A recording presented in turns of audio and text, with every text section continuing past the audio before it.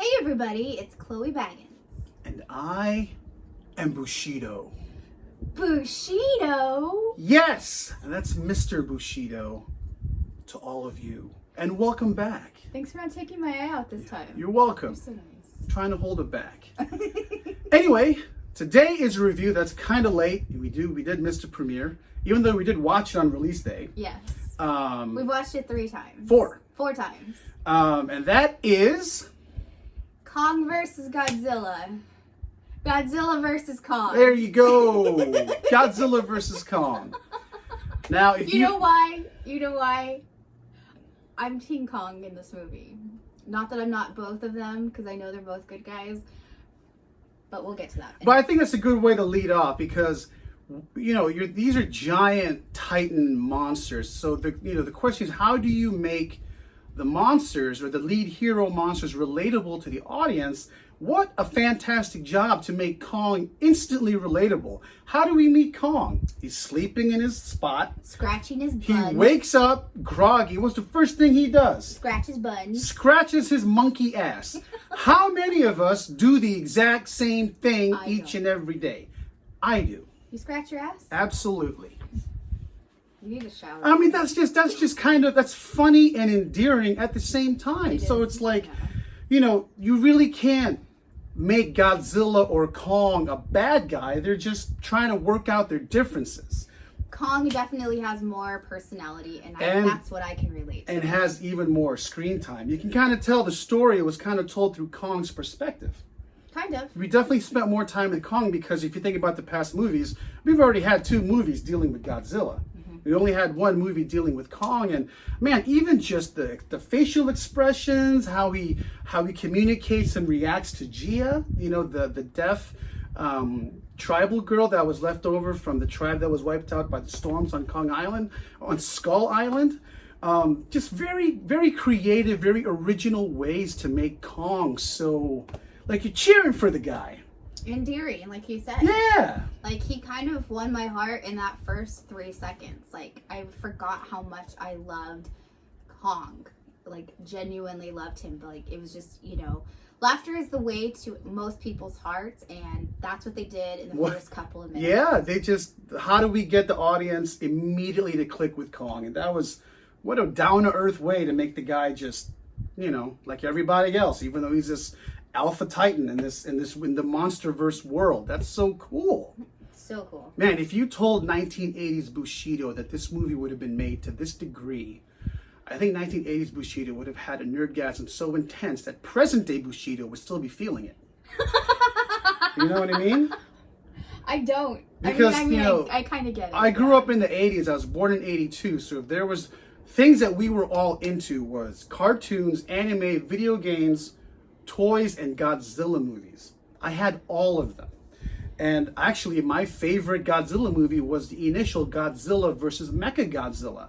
So when the rumors were swirling around that Mechagodzilla is the main antagonist here, of course I was piqued. My interest was piqued. And I got to call myself out on our trailer reaction. Yeah. I was totally wrong. I thought that because Godzilla was destroying the cities, we didn't know what was going on, he's attacking Kong.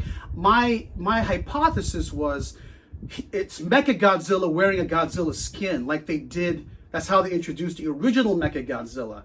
Even though everyone in that movie was like, why is Godzilla destroying the city and this and that? Turns out it's Mechagodzilla in a Godzilla skin, and I was wrong. But it was a good... It was still a good explanation as to why. Yeah. Like, how smart is Godzilla that he can sense Other Titans, and even he can tell when something is wrong with the balance of the world. That's cool. You know what I mean? Like, he went to the Florida site for Apex, and it was Mechagodzilla wasn't even put together yet.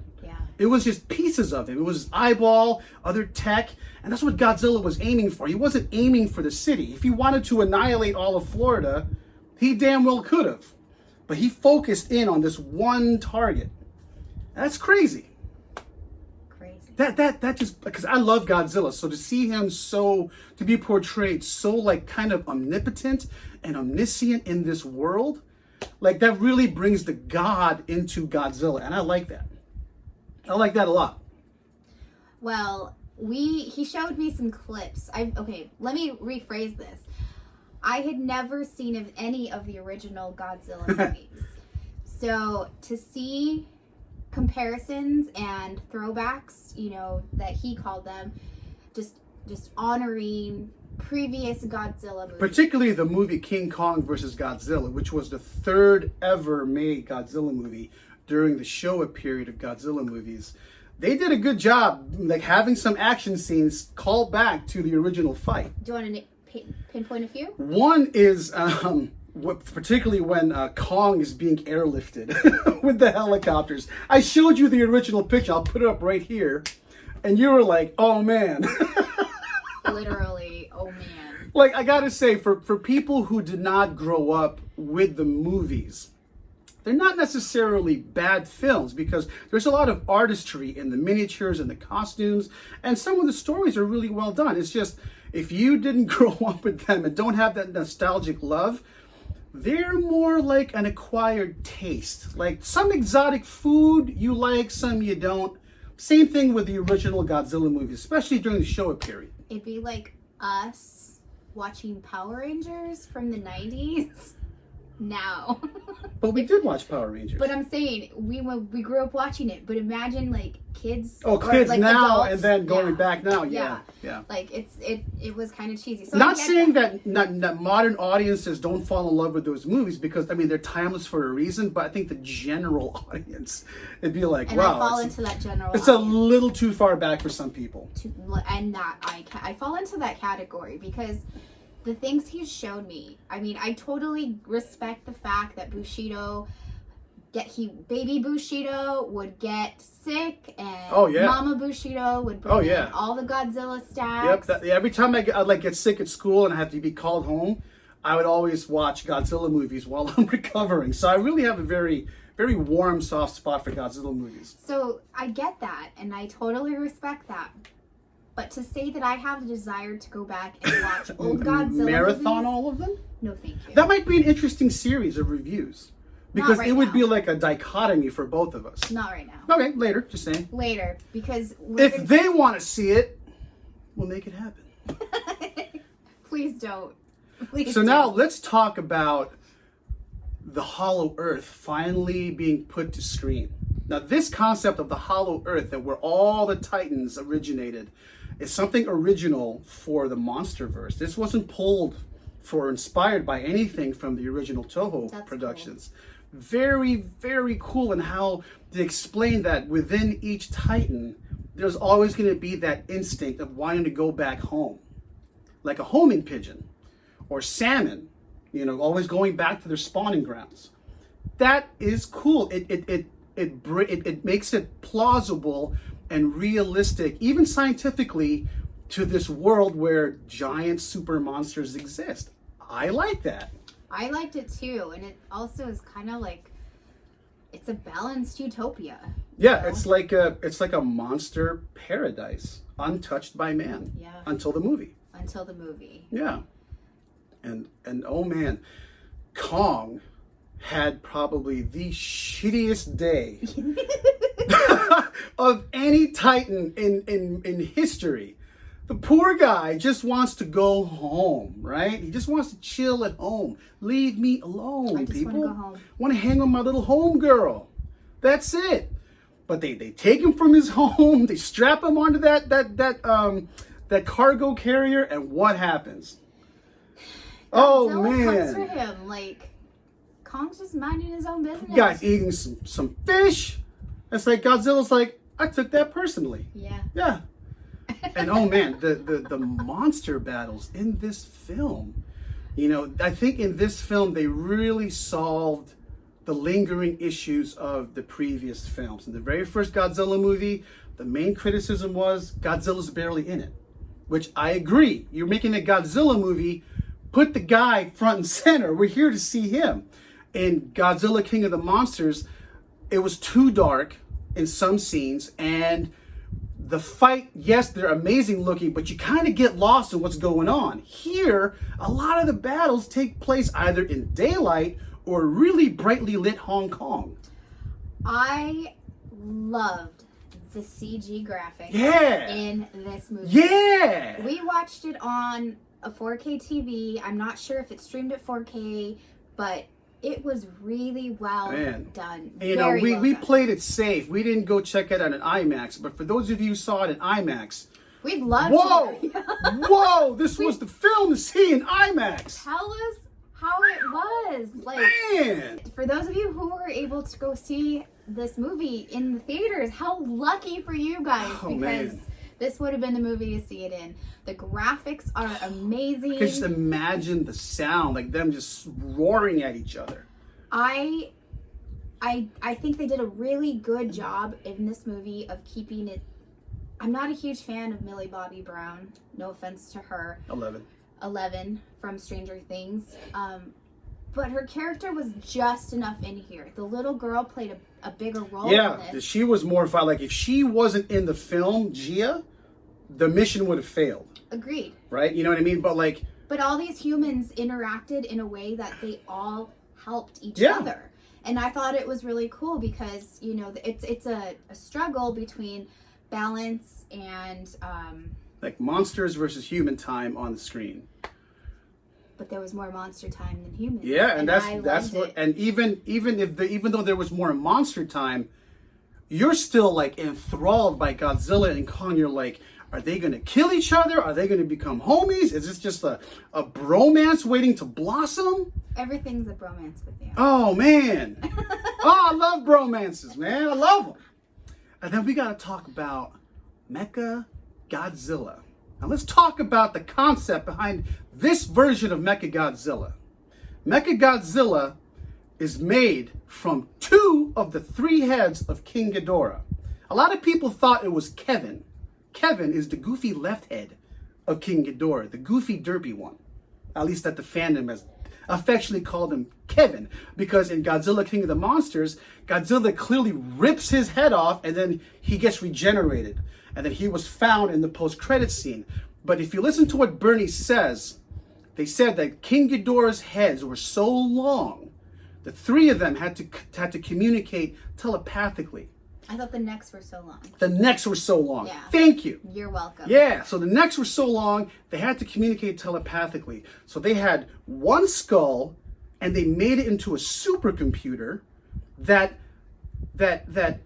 charged, that psionically connected with the skull inside of the Mechagodzilla mecha. And it's like, if you think about how far the technology is in this universe, that's crazy, because King Ghidorah was confirmed to be not part of the natural order. He is an alien that must have fallen from the sky. Where was this confirmed? In King of the Monsters. He's not part of the natural order. It doesn't make sense for him to be there, which is why Godzilla is so stuck on trying to wipe him out. It's going to destroy the world. So to think that humans can now take alien biology, make it into a supercomputer, and then at the same time have the technology to make a giant robot Godzilla out of one of the skulls blows my mind. I thought it was very well thought and planned. Yeah, it's like, even though it's so far out there on left field, in the world, you're like, it makes sense. It works. Yeah. It works. It makes sense.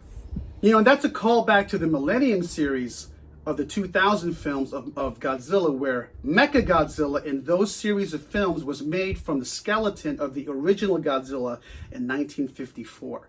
And so the 2 Godzillas are kind of attracted to each other because the original is inside the suit of robotics and whatnot. And that is so cool, man. Oh my God. One more time. That is so cool, man. We get to the final fight. Oh, man. First, not just the final fight between Kong and Godzilla. And how does Godzilla let Kong know he's there? Godzilla charges up like the craziest Kamehameha and blows a hole straight to Hollow Earth. That's crazy. Godzilla did that to Kong. Yeah. You said Kong. No, Godzilla. Oh, okay. Yeah. Kong just got home. He just got home. He just sat on his recliner. He sat on his recliner with his axe. He's like, man, this feels nice. What happens? Godzilla just blows the whole place to hell. To hell. Oh, In a man. basket. I mean, think about how powerful that blast must be that Godzilla not just blew it through down to Kong's like throne room in Hollow Earth, but it kept blew going. past it. It kept going. Like, oh my God, man. Yeah. How, like, that is putting the God again in Godzilla. I love seeing that. Like, Godzilla should be displaying abilities that are so beyond everything else in the universe. You know? And he does. And man, when they threw down in Hong Kong, man, It was intense. whoa! I mean, man, you got to give a shout out to the motion caption actors, man. Yeah. Holy crap! They did a great job. And they did an amazing job bringing these monsters to life. I thought when we watched this the second time, it would have been less exciting. No, But it was more. yes, we've seen this 4 times, and even after the 4th time, it is still just as exciting, Yeah. just as fantastic. Like, I and- can't pull my eyes away from the action going on the screen. Agreed. It's so well done. We got to talk about the Mechagodzilla fight. Mechagodzilla showed up. So a lot of people online I see say, you know, Kong would have beat Godzilla or whatever. No. Godzilla stepped on his chest and let his ass know, I'm going to let you live, but I am in charge. What was I screaming during This the movie? my house. What was I screaming during the movie? Uncle. Say, Uncle! Oh, man. Uncle! Like, Godzilla could have tore his face off right then and there, but he didn't. He didn't. You know, and then Mechagodzilla comes out. And Mechagodzilla just, oh my goodness. So Godzilla is already, like, Exhausted. spent the whole day fighting with Kong. Yeah. Got a beat down in Hong Kong, and now he's got to take on a Mechagodzilla with weapons on it already. Charged by Alien biology and modern technology in this world, and it was crazy. I mean, just the movements of Mechagodzilla. You don't get lost in the design. You don't get lost in the action. Everything is panned back. You see everything going on, and it's shot in daylight. Usually, a trick that directors use would be like if there's like a CG monster, to make it look more realistic, to put it in nighttime, in the shadows, or in the rain. This was in broad ass daylight, and not one bit of it looked like, oh, that's fake. Even though it's fake, it looked real still. It did. And then you had the epic bromance. So you have to kind of rewind a little bit because Kong almost died. He did, man. His heart was... Slowing down, and his little girl helped to save him because she could feel his heartbeat slowing down. So they take the ship, they plop it on his chest, and they blow it up. And within seconds, boom! It's like he woke up from a bad dream where he's falling. Yeah, his eyes. You know, he's like, oh God, like what's good? Oh shit, And Godzilla. that's when the excitement gets even more intense because it is literally Kong and Godzilla versus Mechagodzilla. Man, like Godzilla, I think he would have died Yeah. when Mechagodzilla was charging up. Was he giving that kiss of death? Yeah. Kiss of death blast. And what happened? Kong out of nowhere, bah, pulled the head back. Oh man, and Godzilla looked up at him like, bro, You saved me. you saved me. And that's it. That was it. That was the look of love. The bromance was solidified. And man, they beat the hell out of Mechagodzilla. It was good. If I could give this movie one negative, is I wish the tag team final battle with Mechagodzilla lasted a little bit longer. Agreed. That's it. Because I feel like when Kong showed up, you know, he's fighting the tail, he's holding the axe, and Godzilla blasts the axe, supercharges it, and that was it, game over. If that lasted a little bit longer. I think what happened is they got to the end and they were like, meh, we're done. Oh man. Good ass movie. What would you rate this movie? You know, these are our reviews, and they're personal. So I'm going to rate this not just for myself, but for the Nerdgasm Attack 80s Bushido, and both of us lovingly give this movie a 10 out of 10 Bagginses. High five. Yep, High five, baby Bushido. that's right. It may not be a 10 out of 10 for a lot of people, but for those of us who grew up with these movies, what we saw, our imagination made it exponentially more to us. So to see our imagination put on the screen, fantastically at that. yes, it's an amazing, amazing feeling. And I gotta give it a 10 out of 10. I love this movie. I can't wait for it to come out on 4K Blu-ray. Yeah. This movie, oh man. And the bromance at the end, that's right here for me. The acknowledgement of the two of them, the respect. The respect. Godzilla just goes off and King Kong goes to his house. It's all good. Loved it. I loved it. What would you give it? Coming into this universe, I didn't know what to expect because I don't know much about the Godzilla franchise. What I do know is of King Kong climbing the Empire State Building and a woman flailing her arms, and not even the 2000s one. It's that black and white version. The old school, original Kong. Yeah, where he sticks his hand into and he steals the woman. Yeah.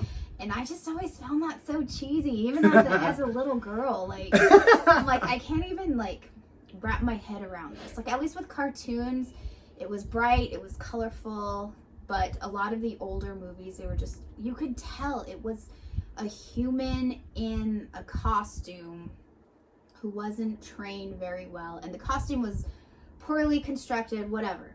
That's just my opinion. No offense to people who do enjoy those movies. But that's interesting. We need to have someone who didn't grow up with it get the point of view. Yeah, absolutely. So, coming into this movie, I can't even watch King Kong the original one. Even as a kid, I never watched it. I was like, oh man, no. So coming into these movies, I always assumed that Godzilla was the bad guy. I always assumed King Kong was the bad guy. Oh, interesting. And so I thought it was the people versus Godzilla, right. People versus Kong. Right. And now it's the two bad guys against each other, but it's not. And so I have to rate this movie a 10 out of 10. Oh, wow. Because I loved the story. I think the only con would be it's not long enough, but that is my gripe about most things. Yeah, just because, And I can't knock this movie for not being long enough. I think they did a fantastic job. It left it open for sequels, and I'm so glad that the artists, the directors, the writers, the producers, they listened to the fans and they did what people were, they corrected themselves, right? Yeah, and you can tell there was a lot of love put into this project. You can tell the people making it. This is probably what everyone was working on during COVID. Yeah, I'm just saying, you can tell, the people involved in this movie love the story they're telling. They have a lot of respect for what came before. And I think my biggest thing was, the love that the love and respect that Kong has for his little girl. Yeah. Because he intentionally looks out for her. Yep. And he trusts her. And that shows a lot about how intelligent, emotionally, psychologically these titans are. Yeah. They're not. He'd have probably let Godzilla get his ass kicked if that little girl didn't tell him to go help him out. Exactly. She told him. Yeah, Godzilla was spent at that point in the movie. He's not the enemy. Yeah. Please go help him. And they did. And he did. So to me that says a lot about the intelligence of these titans, and I really, really like this. I love it. These were the alpha species of the earth. They should not be portrayed as lumbering, dopey monsters. No. They should be smart. They should be aware of the entire world, like the way they show Godzilla being able to notice somehow in his own being that there is something wrong, something is off. I have to set it right, and that's awesome. They've never shown Godzilla with such a deep connection to the earth and to the people and everything. He wasn't trying to destroy humans. He was trying to stop what he felt from the Mechagodzilla. And he was right. He was right. Yep. So let us know what you guys think. Did you guys like this movie? Have you seen it more than a couple times? And if you grew up like Baby Bushido, what was your favorite Godzilla movie growing up back in the day? And are you Team Godzilla or Team Kong? And then tell us why, you know? And there's no right or wrong answer. I'd have It's to be just- team both. Because It's hard, right? I was cheering for Kong. I'm like, man, Kong just wants to go home. Like- I mean, I'm Team Godzilla. It's just Kong was portrayed so lovingly and Yeah. so like, man, let this man go home. Well, I knew Godzilla could not be beat, but I definitely was rooting for Kong to stay strong and keep his stamina yeah, up. but hey, props to the bromance. Yeah. Love the bromance. Such a good movie. So if you guys have not seen it yet, make sure you do. And as always, Be good to yourself and to those around you. Stay safe, stay healthy, and no matter what, be excellent to each other. and Wakanda forever. And ever.